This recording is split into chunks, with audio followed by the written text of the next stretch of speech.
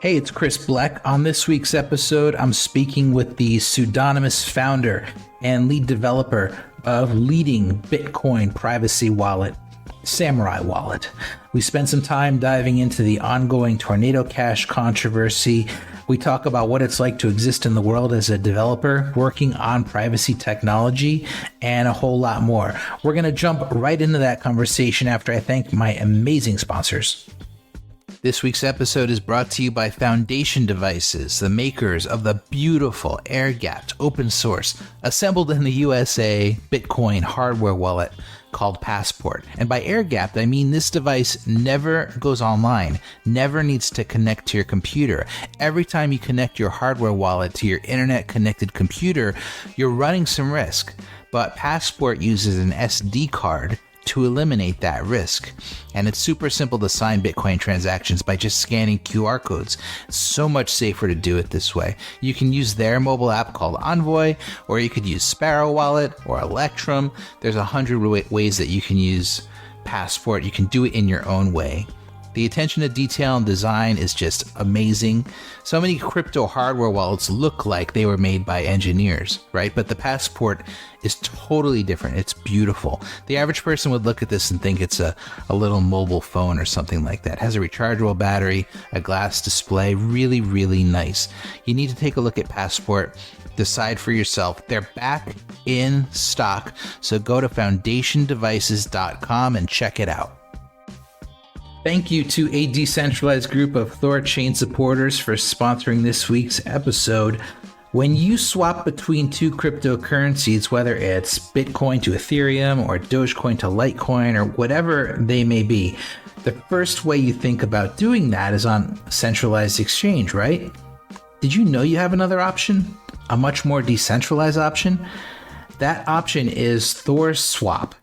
ThorSwap is the front end that allows you to quickly and easily swap between native cryptocurrencies using ThorChain in the background. And I'm not talking about like wrapped cryptocurrencies like wrapped Bitcoin or anything like that. I'm talking about native cryptocurrencies. I'm talking about trading straight from your self-custodial wallet on one chain into your self-custodial wallet on another chain. ThorChain makes this possible in a decentralized way. It's your decentralized alternative to a centralized exchange. So the next time you want to trade one crypto for another, skip the sex and go to thorswap.com. thorswap.com.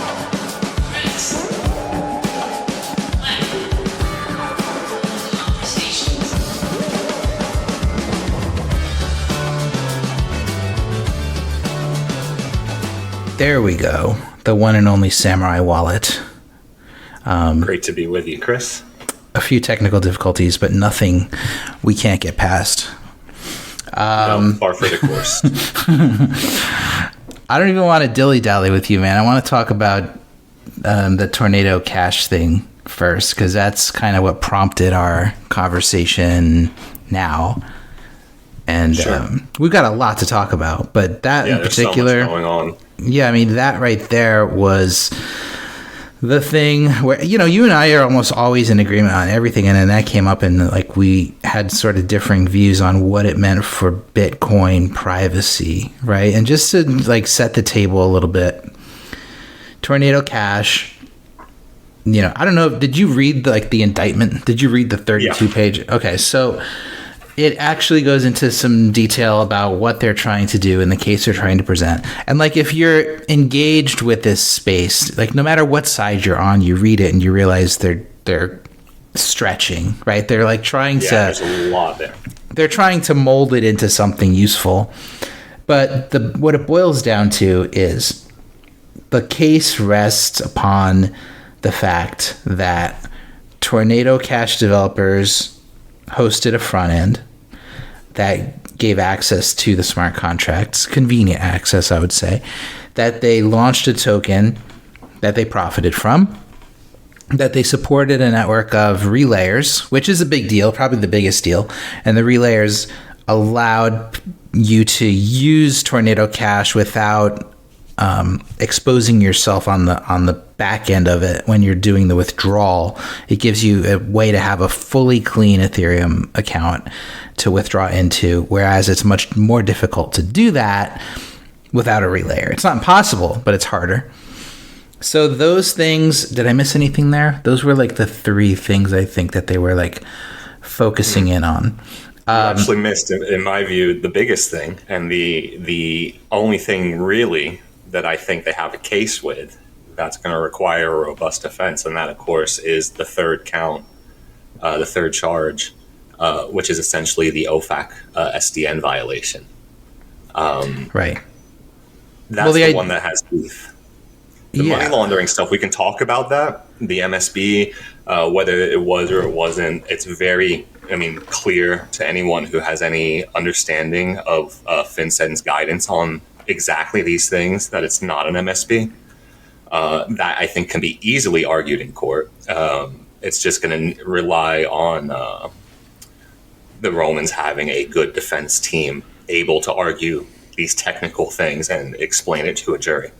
The way SDN and OFAC is going to be a little bit more difficult to defend. The way I read it, though, is, and tell me if I'm wrong, but I think, obviously there was the OFAC thing and the money laundering thing, but the justification, they needed a way to go after these individuals and make an example out of them, right? And they realized that if you just do it on the basis of calling these smart contracts money laundering tools, you're going to have a hard time because the developers were not maintaining the smart contracts. Once the smart contracts are deployed, they're deployed, right? So there's no ongoing work. It's very difficult to define it as money laundering or money service, money transmission.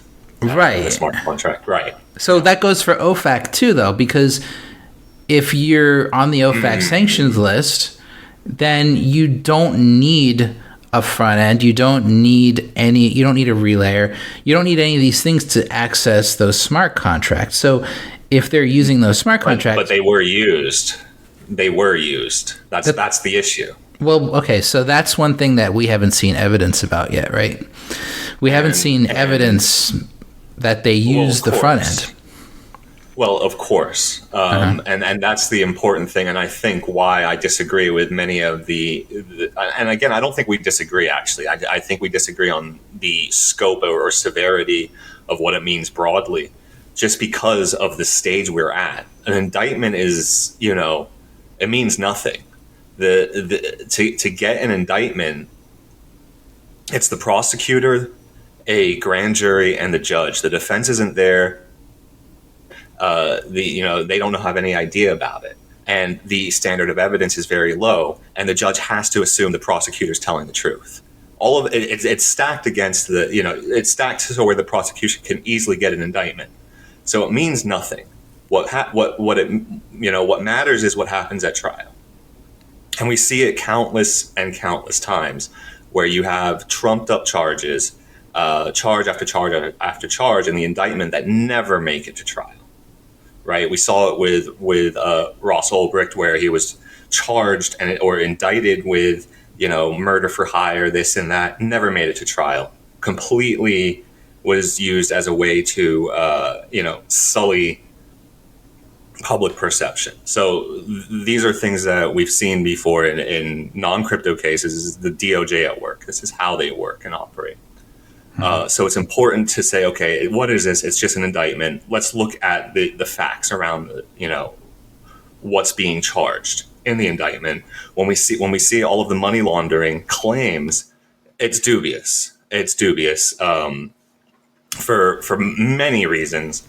We can get into it, more in depth if you want. But what's not dubious, though, is the fact that the Tornado Cash devs on the front end implemented controls to, check for sanctions violations, meaning they could do it, and they chose to do it. And it's funny because in the press release, they actually from the I think it was the FBI or it was the IRS or both of them, they say, they put in these front end sanctions screening service, but did so knowing that this would be easy to evade. So now they're in trouble for implementing an industry standard sanction service. Right. Because so, like they had, if you read the quotes that they used to come to that conclusion, they just said, this is the best we can do or something like that. Like they knew that there was no way for them to stop anybody on the OFAC sanctions list to access the smart contract. It's the best effort thing. That's what you have to do. You have to do a best effort. And, for a long time, best effort meant restricting, when you see it. And that's it. That's all you can do. And the thing is, with sanctions law and OFAC, I mean, it's clear cut and it's severe. You violate that, you're in trouble. And it doesn't matter whether you're a business or a person or whether you're a U.S. person or not. If you violate it, they're coming for you. And that's the one I think that really has teeth in this. And I think people are missing it. They're focusing on the money laundering, which I think can be so easily defended against just using FinCEN's own guidance and what, the legal advice that we all in this industry have got. We didn't go into this blind as Samourai. We got legal advice to say, what about operating a non-custodial coin join coordination? And all we can do, because there's no specific law that says it, non-custodial coin join is A-OK. That's not how it works. You have to look at the guidance, the regulatory regime, the BSA. You have to look at the definitions that money transmission and money transmitters are. And your legal team says, yeah, you're clear or no, you're not. And it's so clear cut to me that there's no money laundering. There's no money transmission on the by both the Romans. It's just, that's not what's there. And I think that can be easily defended by a competent defense team, but they really need help on the sanctions stuff. I think that's just my opinion. Yeah. The interesting thing is, like you said, like best effort has been the standard, and that's why, you can have a website or a front end saying, this is not accessible by citizens of this country or residents of this country, and then you can use a VPN and get around it in 3 seconds, because everyone that knows was it. Right. It's like a commonly known thing.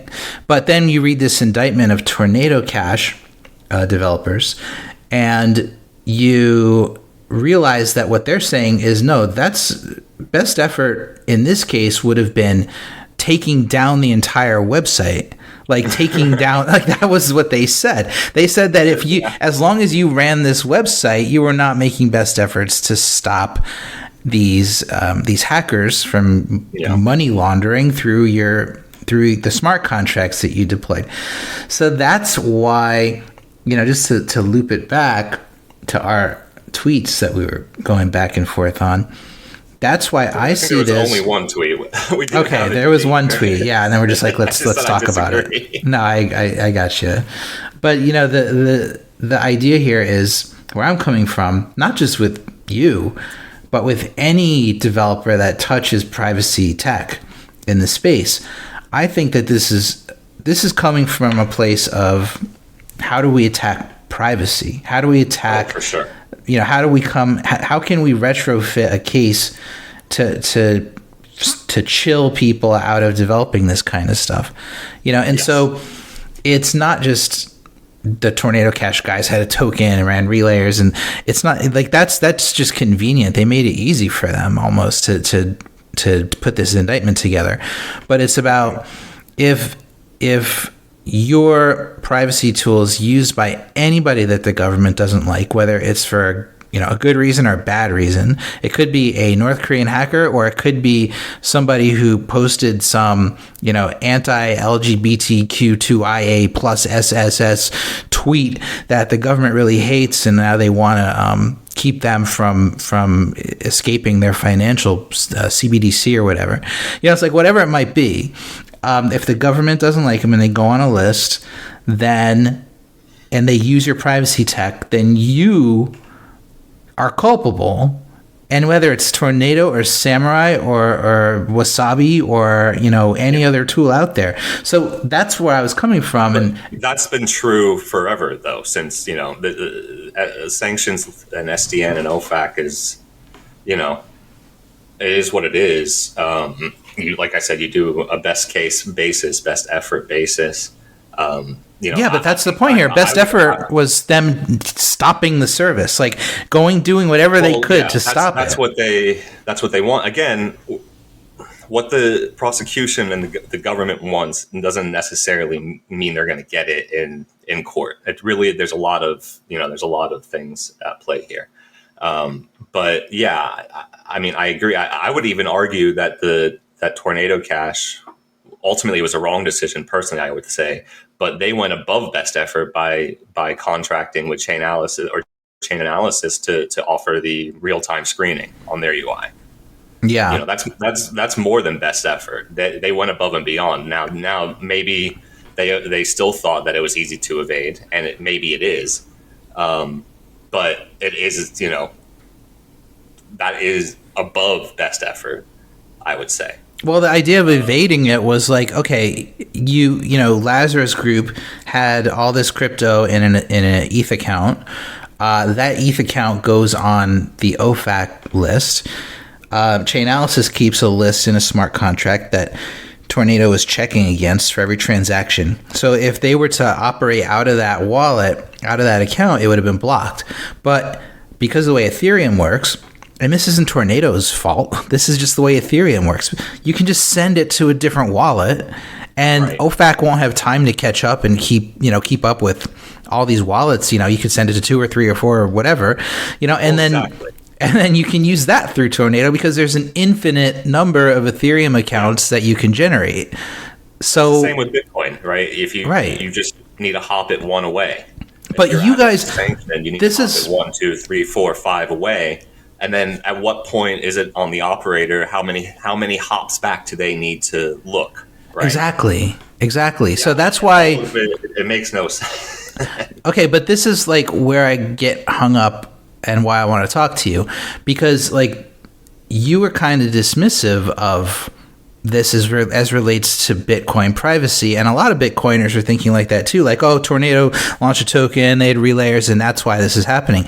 But there's so many parallels. I mean, Samourai Wallet. Well, I didn't say that at all. I think what I was disagreeing was, well, you should bring up the tweet, or you should, because I don't really remember it. But I'll bring it up. I think the main claim that I was disagreeing with, I believe, was that Tornado Cash is more decentralized than any privacy tech on Bitcoin.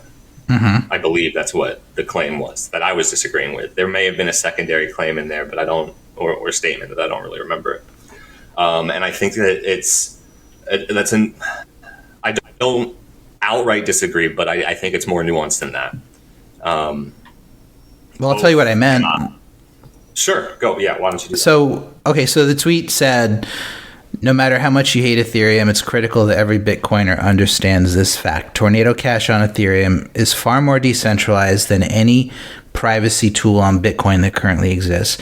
If Tornado loses this case, then privacy on Bitcoin is very screwed.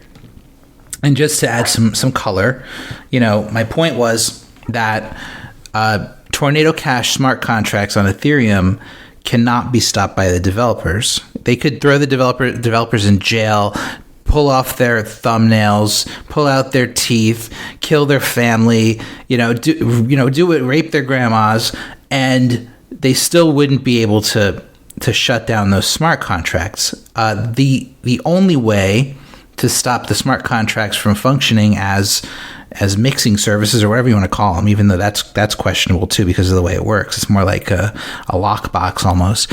But the only way to stop it is to fork Ethereum, right? So the validator network would have to do that, and it's completely out of the developer's control. So contrast that to CoinJoin services, such as Samourai Wallet. And you have a situation where, they can't stop it, but, you guys can, right? Am I wrong about that? You can stop your service if you're forced to. So we can stop coordination in the same way that the Tornado Cash devs could stop the UI, right? They could stop building the UI. Well, you can't use Samourai Wallet. On Ethereum would continue without the UI.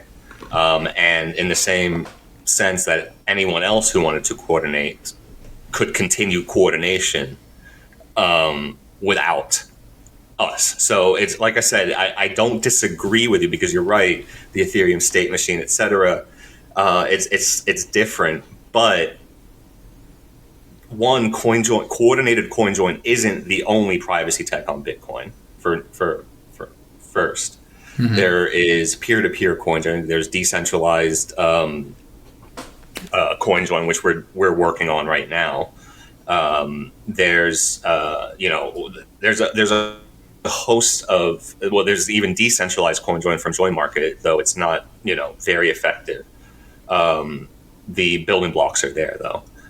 So I think the statement's too broad. I do, with the added context of what you were saying in terms of it not being able to be shut down without a fork. I do understand what you meant. I still would say it's just too broad of a statement, but it's a tweet, so that's exactly what it's. It is a tweet.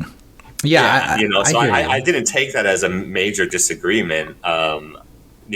I think that you're right. If this case is lost, it's a major blow to, it just goes far beyond Bitcoin or crypto or Ethereum or whatever. It's a major blow. I don't think they will win, again, assuming a competent defense. They'll win on the money laundering charges, because that's just going against years and years of case law and guidance, and it really makes no sense to me why that's there. So it's like, yeah. For me, I just get so nervous for anyone who's developing privacy tech in this space, and I have been for a while. And we talked about it last time we did a podcast or whatever, but I just don't see a future where every single developer that's developing this kind of tech, and it doesn't matter why it's being developed. I know, and I'm a user of this tech. I use it to preserve my dignity as a human being. I use it because I understand that I have a right to privacy that I was born with. And it doesn't mean privacy just from my neighbor. It means it doesn't mean allowing the government to see everything I do, but just not, the guy down the street. That's not my idea of privacy. My idea of privacy is I can do what I want with the things I have and the things I earn, and nobody else should be allowed to see it unless I allow them to see it.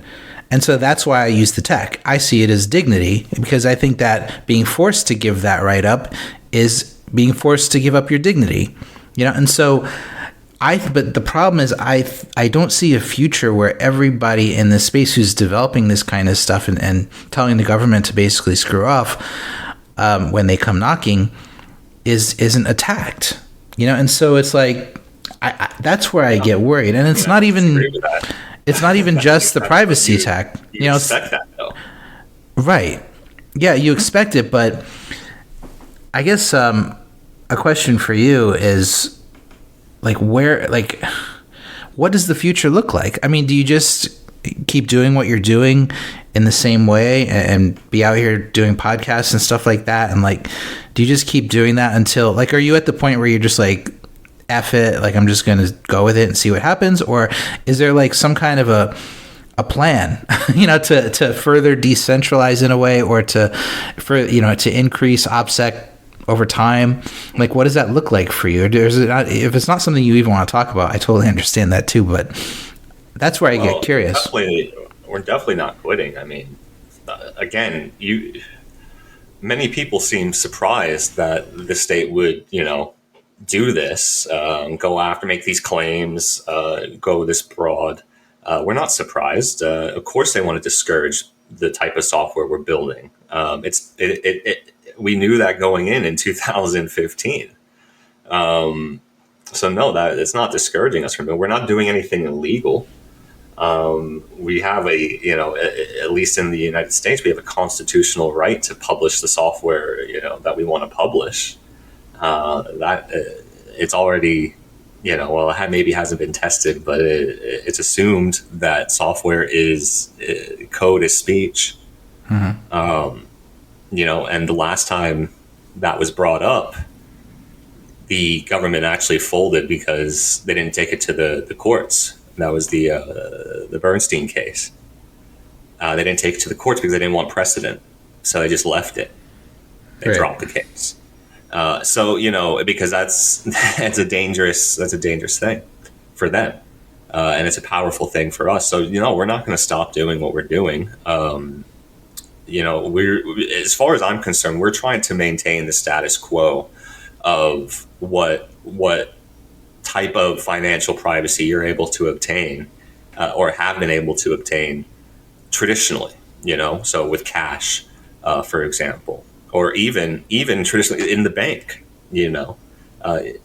Traditionally the government can't just go to the bank and say, let me see the financial history of XYZ without a court order or warrant, etc. So at least, the very least, we would like to be able to replicate that on the public blockchain. It's not an easy feat, but it's at least interesting to work on. And who's the state and who's the government to say what we can work on?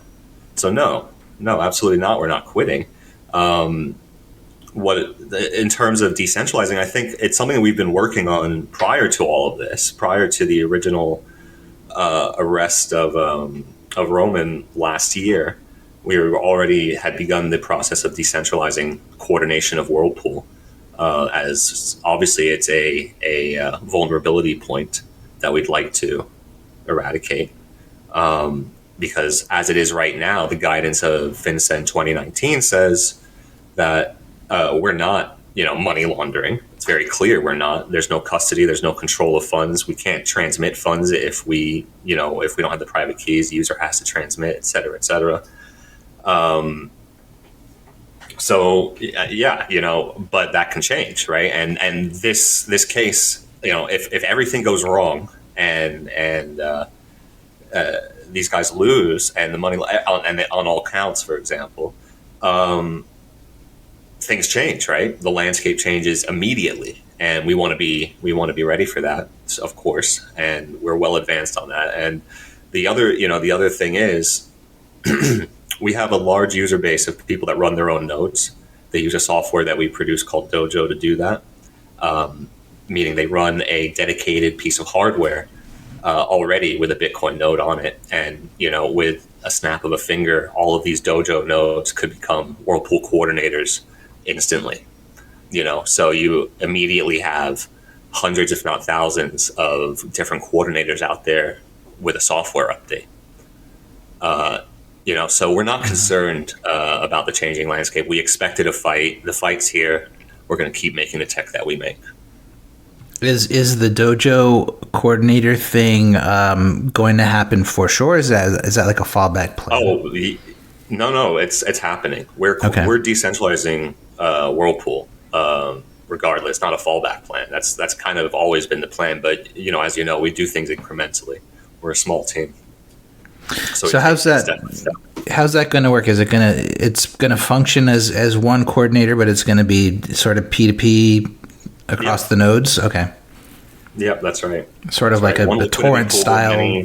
Okay. Yeah, one liquidity pool, many coordinators. So, and that's what the Whirlpool centralized coin join currently. The centralized aspect of it is the message passing.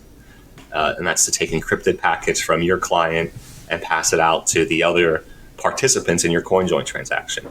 The server can't read the messages it's passing. It's not broadcast. It's not transmitting. It's just passing packets around. That part is really the most centralized part of Whirlpool. We want to get rid of that part, obviously, and that's the part that we've made tremendous strides on in terms of decentralization. So. Obviously, it's more, there's more pressure to get it out there and finished now, but it has been something we've been working on for quite a while. What do you think are the odds that you are going to get the Tornado Cash treatment at some point in the future? Like, what do you think are the odds of that? And like, how do you reckon with that in your head? Like, are you nervous about it, or do you just feel like you're so prepared for it, you're ready for the fight? No, I mean, yeah, I think anyone would be nervous about that. I don't, I don't think I don't think that I'm not known, you know, to the people, these powers that be, right?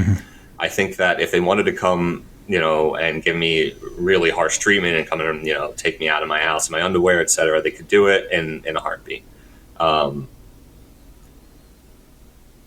I'm not worried about it per se. I think that I would like to hope that someone would come, want to talk about things first. Is it what exactly are the capabilities of the platform, etc., before going to that treatment? But if it happens, it happens. We do have plans in place, contingencies in place for those types of events.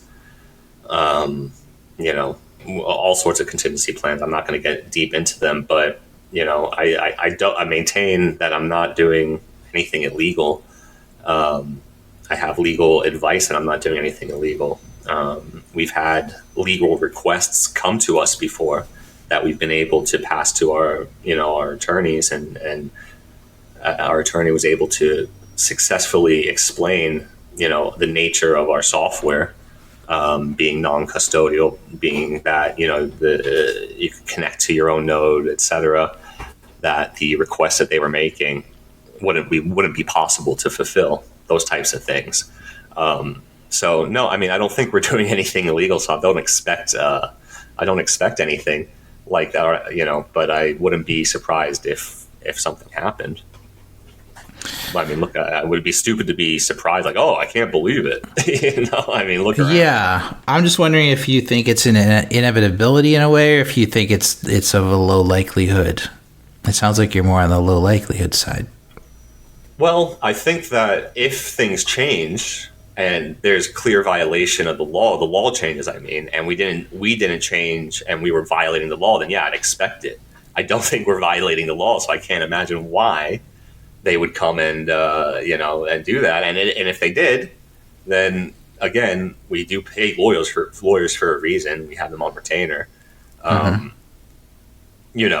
We'll fight it, obviously, but that's what you do when you're charged with something you didn't do. You fight it and you hope for the best.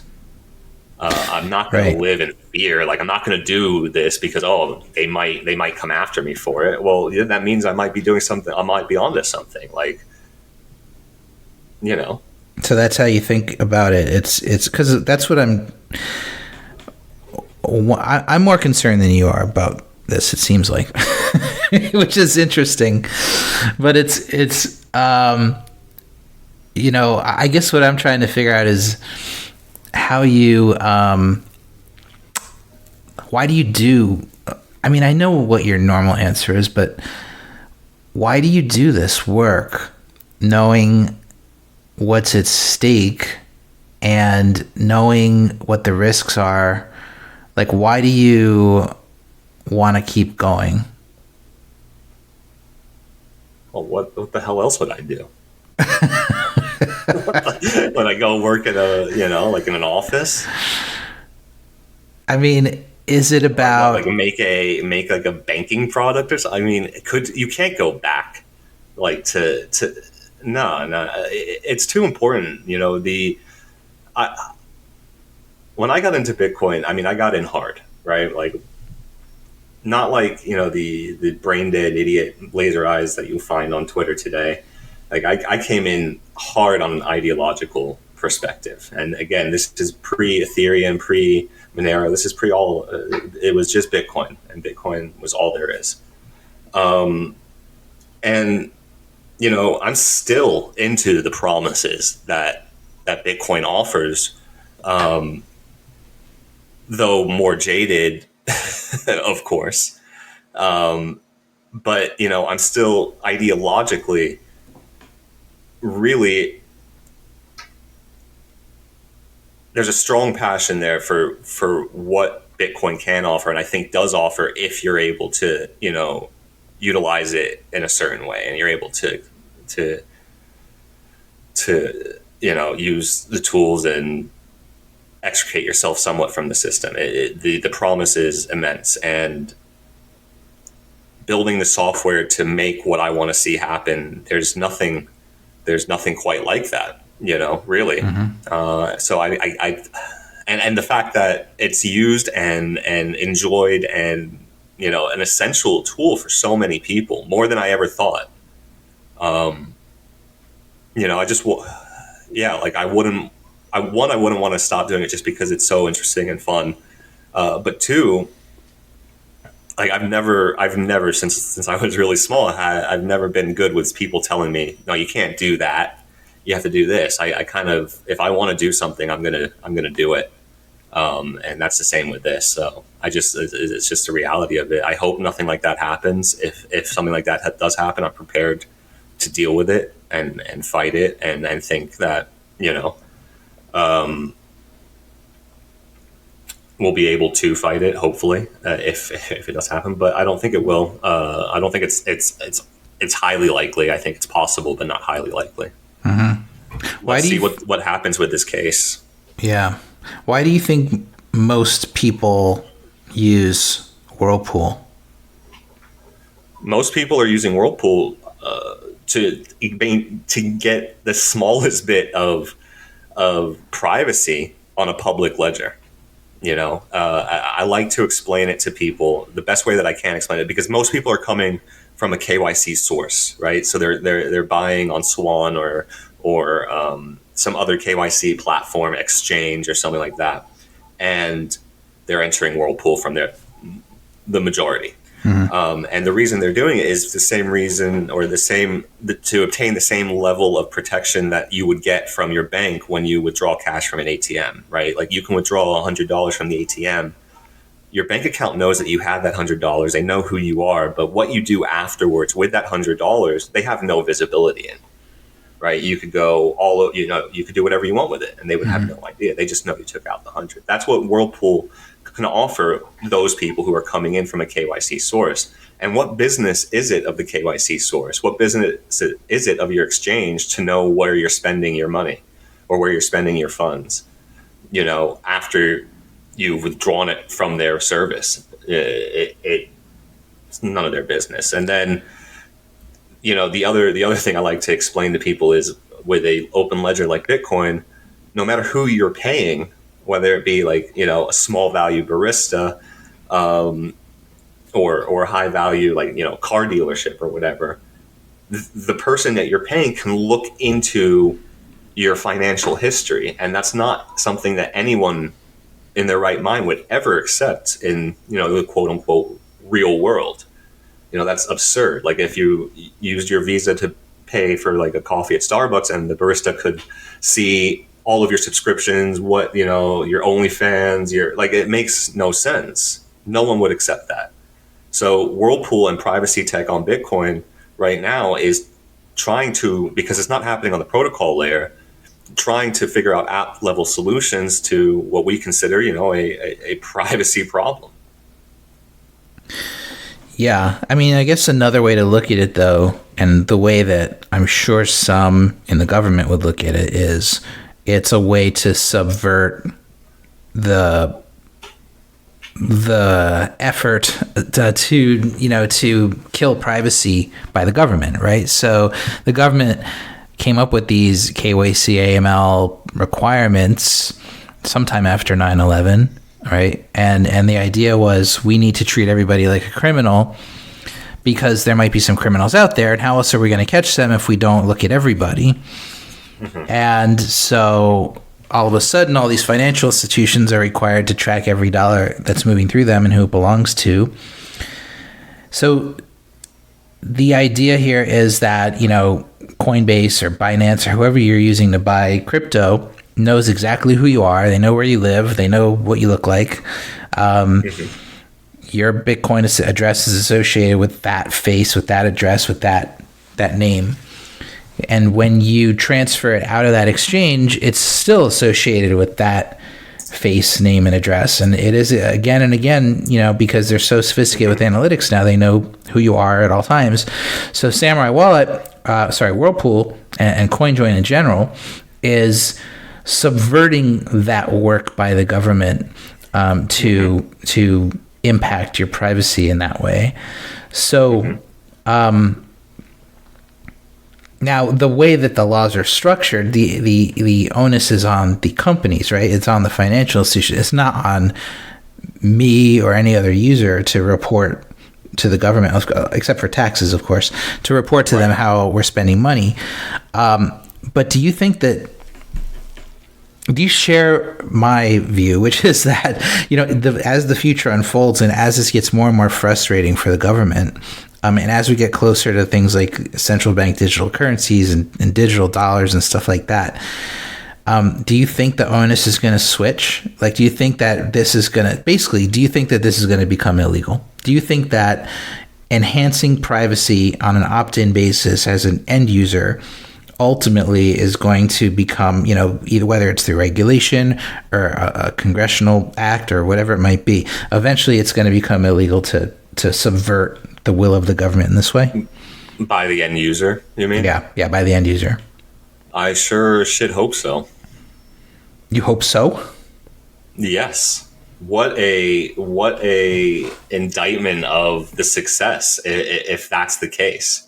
If Whirlpool and CoinJoin and all of these privacy tools are so big of a threat to the broad market that you have to ban them outright, because if you ban them outright, you know what happens. Huge surge in use. Black markets and gray markets now are aware of this thing that they can use, and they will dominate it. It's what happened when they banned alcohol prohibition, right? They created the mafia control of the and distribution of liquor, right? Cartels, etc. So and liquor was rampant. You can get it. So that's the same thing. Yeah, that would be a stunning thing. I can't see it happening. No, I can't see how they could get away with that constitutionally. It would be challenged immediately. I don't think they'll be as overt as that. I think what will happen, because you're right, that's the goal. The goal is for the the reporting in real time on a transaction by transaction basis. It's something that the state has never had access to, and they want it. Very clear. And I think we are in agreement that the vehicle for that is the CBDC. It's the best vehicle they have for it. But if that doesn't work out, you could do a pretty good job by co-opting Bitcoin and having a pretty good idea of the transaction graph if the majority of the UTXOs are KYC'd, right? So, I think that's the goal. Absolutely right. I don't think they're going to just ban it outright like that. I think that would not be in their best interest in what they're doing, trying to achieve. Yeah, we've been seeing the government get more and more creative, I would say, over the past 3-4 years, as far as how to achieve these things that they know are unconstitutional and that they know are illegal. We saw a lot of it during the COVID stuff, right? Where, for instance, I'll give you an example. The government didn't want you to fly without a mask, right? So this was a decision by the government. They didn't want you to be allowed to get on an airplane without a mask, but they knew that they couldn't legally tell you that. They couldn't have police officers at the gates kicking people off planes that didn't have masks, because it's not in their purview. They don't have the authority to do it. They don't have the constitutional authority to do it, and it would have been challenged. So what they did was they went to the airlines, and they had the airlines do their work, right? So they can get on a conference call with the airlines, just like they did with social media, with Twitter, Facebook, etc. They conference calls with the airlines and said, look, this is what we're doing. You're not going to let anybody on your plane without a mask.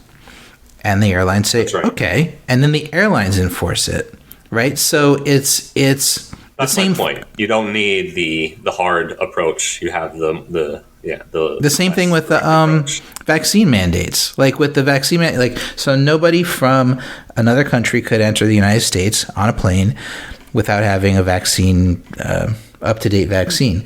The government can't do that. The government can't do that. But what they did was they had the airlines checking before people get on the plane, right? Yeah. So it's like, so now bring this over to money, and you start to realize it's not even going to be about the government, banning this or that. It's going to be how can they co-opt financial institutions? How can they co-opt different, wallet makers and stuff like that, which is, it's not going to be that hard. And they're already doing it with exchanges, especially in the EU, right?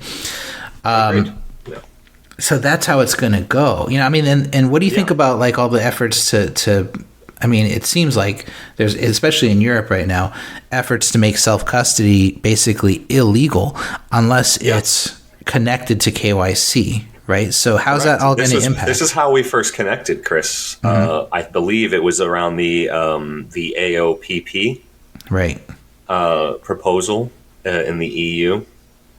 For your listeners, that was a protocol that would ease the KYC burden, make it easier for the end user to fund their cold storage from a KYC provider in the EU. And we argued against this because it was essentially a ceding of territory by these non-custodial wallet developers implementing KYC requirement into something that has never had any business having KYC, which is self-custody,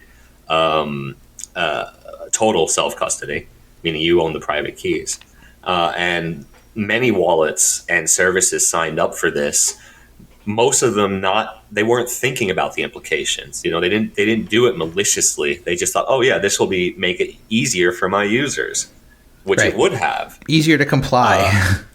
Right. But by making it quote unquote easier for your users, you're normalizing the fact that you're sending KYC information every time you self custody. And we're talking about Trezor. We're talking about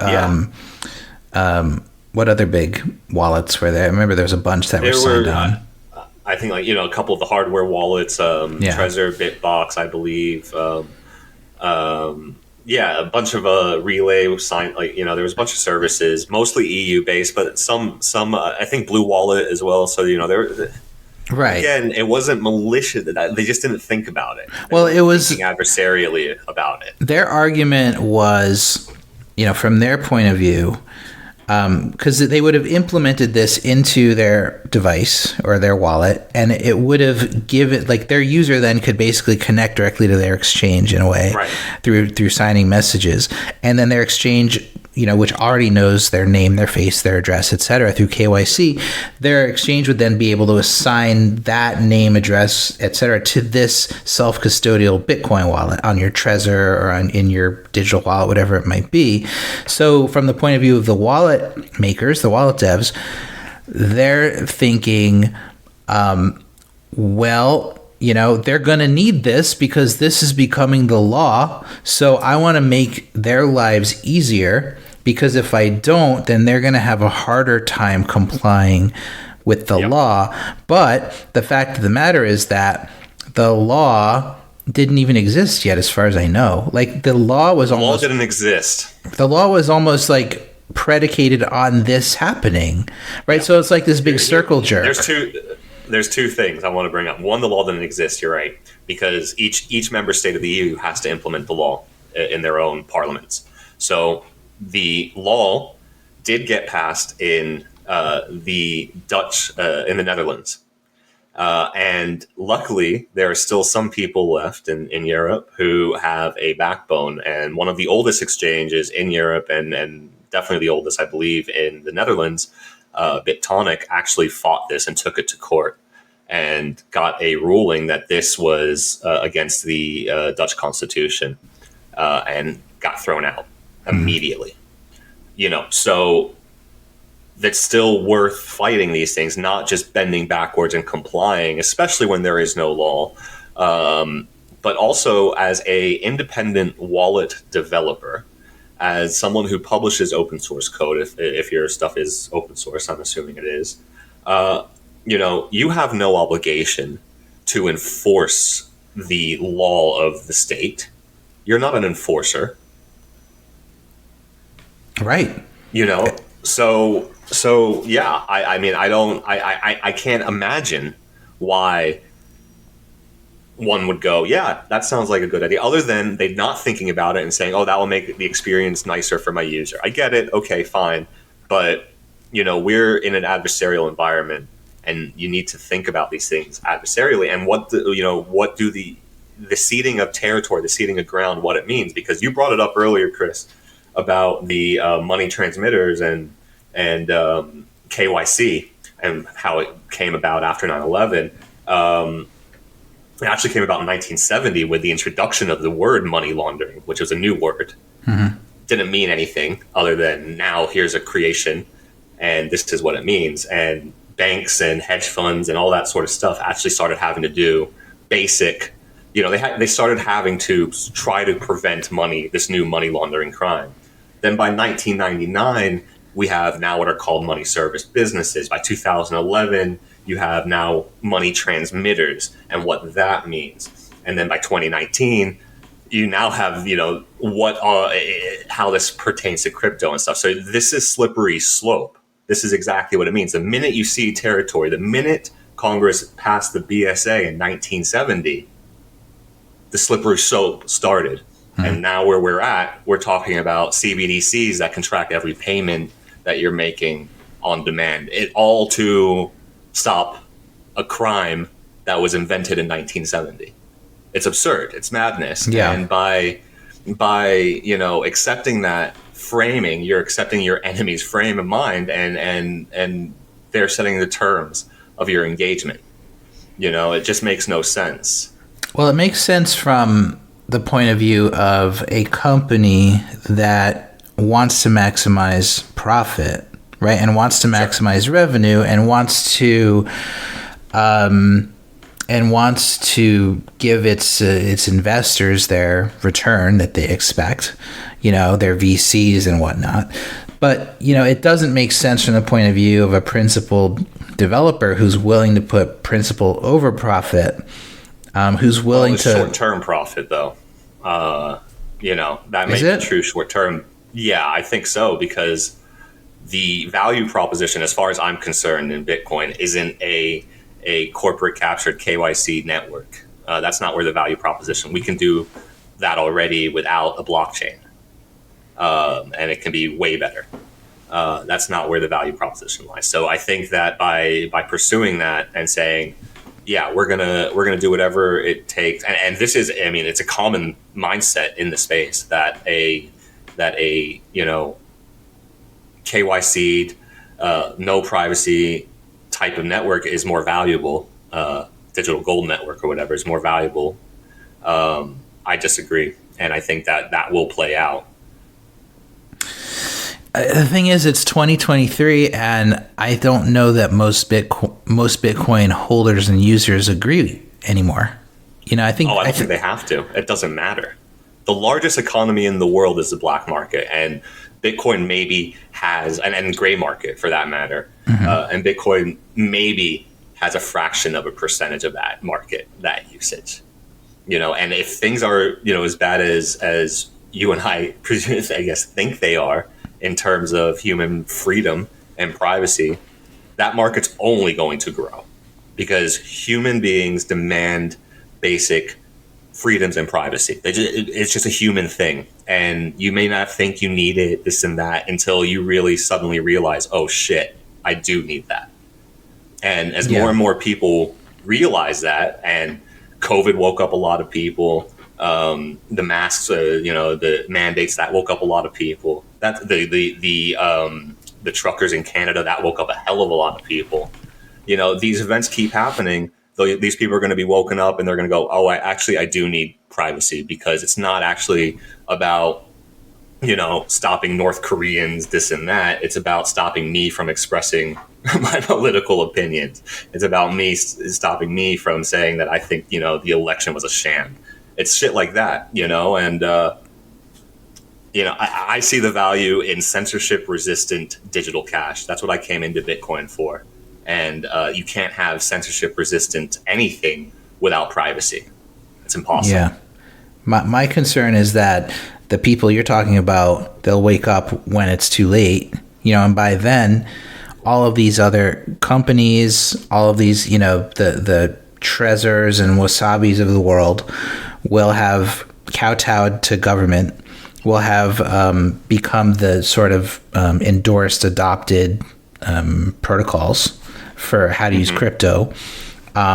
Tech like yours will become, if not illegal, then tech. Right, it'll become pirate ship, Pirate Bay of crypto, and right? Pirate Bay is still online. It's still online, but it's who knows what the domain is today versus tomorrow, and but that's trying. Okay. That's resilience. See, let me ask you something. Okay. Do you think?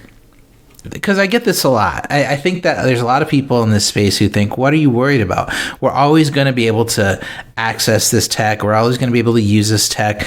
If we have to, we'll all move to some, island somewhere together and start a new country. And, it's like, what, go to the Citadel and whatever. It's like, okay, I understand that point of view. And yeah, I think I'll always be smart enough to be able to look out for myself to a certain extent.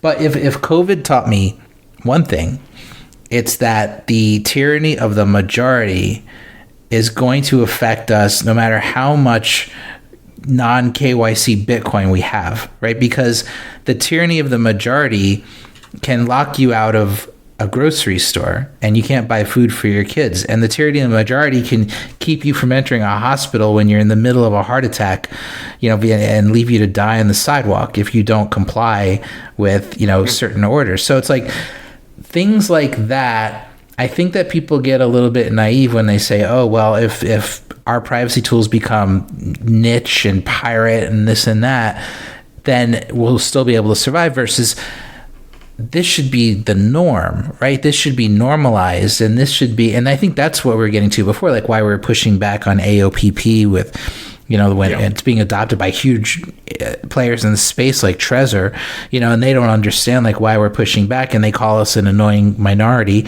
vocal minority. But in reality, it's about like what you said before. It's about, it wasn't even a law yet in 99% of the world. Like a couple countries are trying to do it, but then Trezor wants to normalize it for all the countries, right? And all of a sudden, all the countries have access to this nice, handy dandy tool that Trezor or whoever developed, or the AOPP, group or whatever they were called, developed. So it's to me, it's like fighting to just have that pirate ship at the end of it all is self-defeating versus trying to constantly just remind people. And it's a losing battle. I admit it. It's a losing battle. Yeah, I mean, it's definitely, look, the only thing you can do, that we can do is build software. Okay. And if people use it, people use it. And it doesn't matter what the broader we know where the trend is going. I think you and I agree on that. And there's not going to be a hero that stops the pendulum from swinging that way. It's going that way. So whatever Trezor's going to do, Trezor's going to do. Whatever Wasabi's going to do, Wasabi's going to do. The broader landscape is going to be more captured, more controlled. We've been warning about this, for years, since like 2016. So it's not a surprise to us. It shouldn't be a surprise to anyone who's been listening to us, because we've been saying, look, this is happening, and finally we're here. But it doesn't matter, because as long as the tech does exist, those who are aware and need it will have access to it and will be able to use it. And I don't care about the mass audience. I don't care about, mass adoption. I'm not there to cater to that. I don't ask for it. I think it brings more problems than good right now. All I'm doing is building software that I know works because I need to use it myself, and other people are using it, and that number grows day by day. So, it's hard for me to be bearish about things when I see the numbers, when I see people using Whirlpool, when I see it all. If the worse things get for, people, the better things get for the Samourai tech, because more people need it. Right. What do you think about that plays into why I don't stop. Like, if we stop this, who's working on this shit? Right. Well, that's noble, man. I mean, it's I know you don't. Well, it's also selfish because I want to use this. So I build the tools that I want to use. No, I mean, you're a humble dude when it comes to this. Like, it's brave, it's noble, and it's principled, and it's like it's so rare in the space these days. This whole the whole cypherpunk idea is just fading quickly. I think as far as like as a percentage of who's in the space and the way that they think. And even with this current drive chain debate and all this stuff going on with Bitcoin, it's like, I frankly, I'm surprised it's as far along as it is. I kind of stopped paying attention for a minute. Next thing you know, it's like this heated debate with should Bitcoin it seems really contrived. I mean, I haven't followed along at all. I'm not interested. It seems incredibly contrived to me. Paul's been talking about drive chains for years and years and years, many years. I don't see what the big deal is now. Well, the big deal is VCs want it, right? It's like, yeah, and there's money there. Like Luke is getting paid to develop this stuff, even if that was funny. I saw that, and it just goes. I mean, I've been warning about Luke for years as well. He's this is not the first. And like people talk about all the crazy shit Luke goes on about, and I'm not even going to get into that because I don't think I don't care about what he believes, religion and stuff like that. But he has proposed some monstrously bad ideas, including a dev tax on all Bitcoin transactions. Seriously proposed that at a time like where he was having money troubles, like shamelessly talked about his money troubles, and then proposed this idea. Outrageous. Right. And then now the admission that he is willing to take money for bad ideas and he will champion bad ideas for money. Shocking, but not really. Who was behind those ideas? Same thing with Peter Todd. He had the same revelation. These people are, you can buy them off. These with friends like these, who needs enemies. Well, it's to be fully expected, though. By the way, we're talking about Luke Dash Jr., in case anybody's wondering. This stuff, I've been talking about this for a while, too, is the incentives that are being offered to developers. Like most core developers are getting paid by somebody, and there's a variety of sources of funds. But there's nothing stopping a major company, a big exchange like Coinbase, or even a government from incentivizing core developers or even new developers to come in and start to bring sway, and not just to develop, but to sway opinions, right? And to put together campaigns. I mean, this is the problem that Bitcoin has. The problem is when the government wants to accomplish something, they're not going to just stop at developing some code and hoping you adopt it. They're going to try to brainwash you. They're going to use the power of the media to turn the country against you. And then they're going to, we haven't even seen anything like this in crypto yet, but we did see it with healthcare and with pharma, and we got to experience what I think we're going to see in our lifetime with crypto. I don't see any reason. Agreed. If Bitcoin does continue to achieve goals and success and adoption, I don't see any reason that the government wouldn't try to co-opt it, try to fork it, try to bring its own, devs into it somehow, and then potentially. They already have been.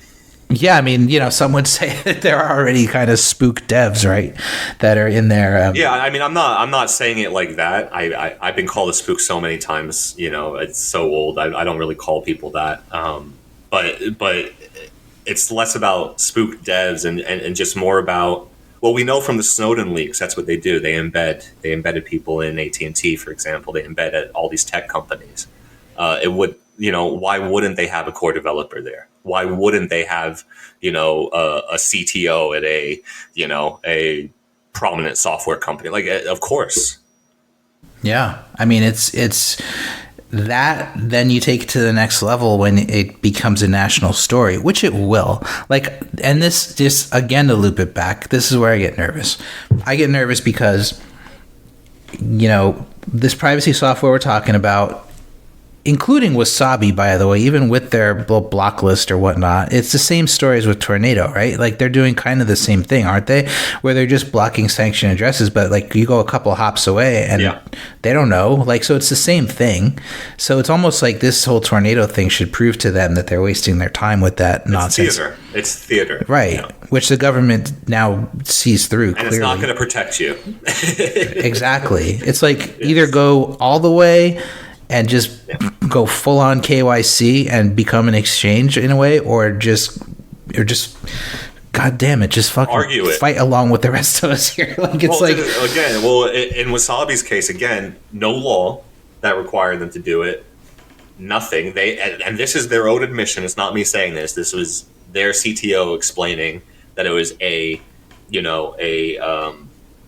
compliance step that they were taking.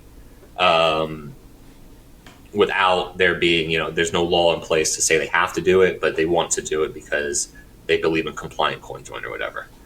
Yeah. Whatever bullshit. But okay, fine. That's the business decision they made. But there was no law. Let's just be very clear about that, because people get that confused. Right. And as far as we're concerned, as long as there's no law, and as long as you have, you've done the research, you have lawyers, and of course they do, and you say, are we breaking any laws? And they go, no. You go, okay, then we're not going to do this. What happened to people saying no to the government?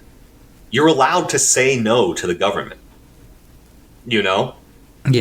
The government can request anything. It's up to you to say, yes, I'm going to cooperate, I'm going to help you, I'm going to do this. Or you can say, you're going to need a court order for that. You make it sound so easy. Well, no, but it's not that it's hard. It was the de facto thing to do for so long. Well, you need a fucking spine to do this. You need a spine. You need to be willing to put principle ahead of profit. That's for sure. And they're not willing to do that. They're not willing to risk their livelihood, their family, they're not willing to put things on the line. Like you are. And saying no to the government isn't risking your life. Well, it's not like you're going to go to jail. It says get a court order, and they have to come back with a court order. Then you have to comply. Then you've done everything you can. Again, there's been I don't know what it is in the last 15 years, 20 years. This kind of perception change in the relationship between the individual and the state. And definitely between the corporations and the state, that's clear. Cooperation is very clear. But that shift is not how it's always been, and I find I guess it's old man shit. But you look around and you go, I wish these people realize that this is not just 10 years ago it wasn't like this, right? Because you're principled. You're so principled, you're blind to this, I think. It's everybody around you is willing to comply, and they're willing to comply for self-preservation purposes because they're scared of what will happen if they don't. And also, by the way, they've got investors, they've got VCs, they've got all these advisors telling them what they need to do to maximize profit. And crypto has eyeballs on it like no other industry, right? So it's we're under the gun. Laws are coming. We know that eventually. And they're trying to get ahead of it. They're thinking maybe if we just do this, this will become the law. This will become good. And they're trying to write the laws ahead of time, right? So, there's nothing wrong with seeking profit. There's nothing wrong with investing and anything like that. That's all good stuff. And in fact, it's very hard to build a good product without there being a profit incentive, because profit's one of the best ways for you to gauge whether your customers are appreciating or not what you're providing. Right. So and profit is not an issue.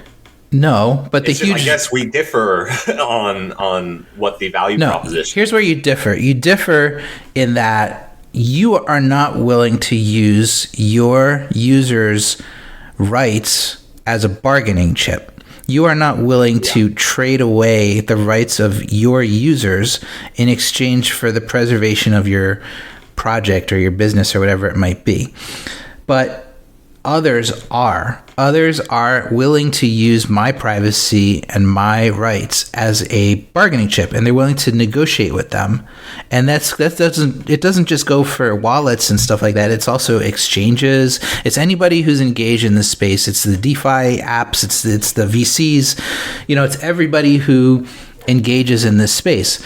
They are using our rights as bargaining chips. So they're saying, like Coinbase or whoever, they're saying, okay, you can have some more user data, and in exchange, you're going to let us do, run this layer 2 or whatever it might, and it's just this constant negotiation, and we're the fucking pawns. Right. So that's the difference. You're not willing to do that. You're not willing to play that game, or at least you haven't thus far, and they are. And they are seen as better in business, because that's what business is today. Business is about how far will we let the government go while still maintaining our profit margins, and that's what it boils down to. And you are the minority. You do understand that, right? Oh, yeah. Obviously, yes. I think we may be the minority in terms of the type of project that we're building. And we certainly prioritize principle over profit every single time. And, going back to what you asked me before, am I worried about, getting the tornado cash treatment? I think it would be, if it did, God forbid, happen, I think it would be funny, because how they always show how you've been enriched by this operation, and you have this amount of Bitcoin. They could see the amount of money I have lost in this pursuit, being a self-funded thing. So that'd be nice to have an accurate accounting of. It's so we're certainly not prioritizing profit or anything over principle. And yes, I understand that that's a minority thing, but this is all I want to do, and if we can do it and not rely on, outside forces telling us how we have to do it, we'll do it for as long as we can, and we can keep doing it for now. So we will. Amen to that, man.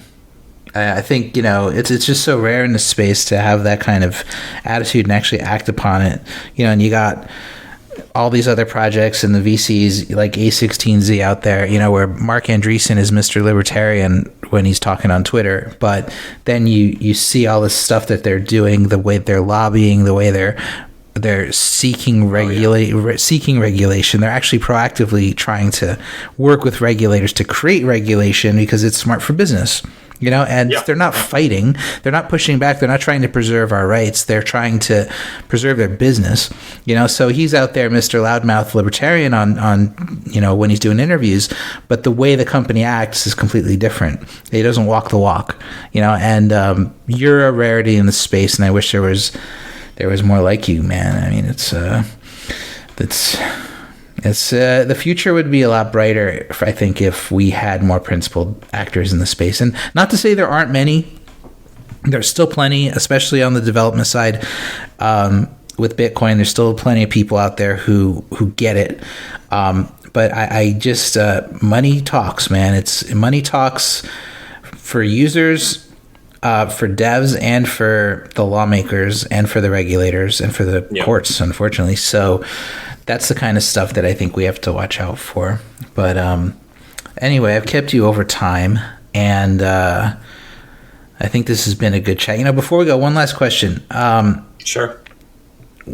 What do you think the future looks like for Bitcoin as far as mining goes? I don't know how much you follow that space, but as far as, my big concern right now is that two pools, Foundry and Antpool, control 50% of the hash rate right now. Both require KYC in order for people to get paid, and in my opinion, that means that they're basically government controlled whenever the government wants to control them. Yeah. What do you think about that? And could that have an impact on what you're doing down the road? It can have an impact, certainly, on everyone down the road. We've seen periods like this before. Certainly not with like a KYC because it wasn't just we didn't think about it back then, but where a couple companies have had the majority of the hash rate, it tends to even itself out over time. As long as it's possible for other entrants to enter the space, that's the best defense that we can come up with, because what can you do? You can't stop someone coming in and running a compliant miner, and just pumping money into it. And I mean, I even think Satoshi talked about this on some of the early Bitcoin Talk message board posts about this type of attack. And yeah, it's certainly feasible. It's a type of, but what you have to hope is that the ability to join a pool, for example, and move away hash rate from a miner who's not including transactions that you want or you think should be included to a different miner is important. I think with Marathon, was it Marathon, who planned to censor non-compliant transactions, had to very quickly within a day, turn around on that decision after huge backlash from pretty much unanimously as you're trying to break Bitcoin. Right. So yeah, I mean, I don't get involved in the mining side of things too much. The privacy side of things is so complex a topic already that I think the mining side is you have to be equally as experienced and knowledgeable, and I'm not quite there yet. Yeah, I just bring it up because I think it's becoming intertwined. I think that any area they can attack, they're going to attack. Yeah, and we're talking about censorship of transactions. We're talking about, now, of course, it's a permissionless network and anybody can mine.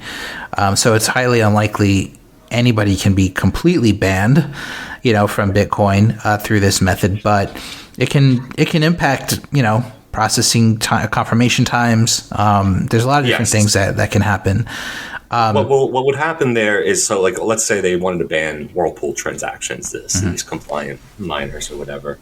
It would just mean that we now have to have an off-band kind of relationship with the third biggest pool or the fourth biggest pool, or a combination, and agree and make a payment to them out of band to include these transactions in. And yeah, it will impact confirmation times and usability and experience. It can make it annoying, bad, but if it's a valid transaction, it's a valid transaction. And if a miner isn't going to include a valid transaction in the block because it's against their rules or whatever, then there will be another miner who will. It just may be a little inconvenient. Right. Something to watch. All right, man. Well, hey, I appreciate all your time and all your work and all your principled effort. So thank you so much. And we'll do it again sometime. Chris. Take care. I hope your viewers weren't expecting a big showdown or clash. I didn't realize we had a debate. I was just disagreeing in that. No. You know what? This, we don't line up on every issue, I don't think. And I don't think we did here. I think it's, but the important thing is that we're able to have the conversations, and that there's a higher overarching idea here that we definitely do agree on, which is that privacy is dignity and we all deserve it, and I think that that's the most important part that I wish everybody in the space could line up on, because they definitely don't. Well, we might deserve it, but you certainly have to fight for it. Yeah. You don't just get things because you deserve them. You have to take them. And privacy, like any other right, has to be taken. That's right.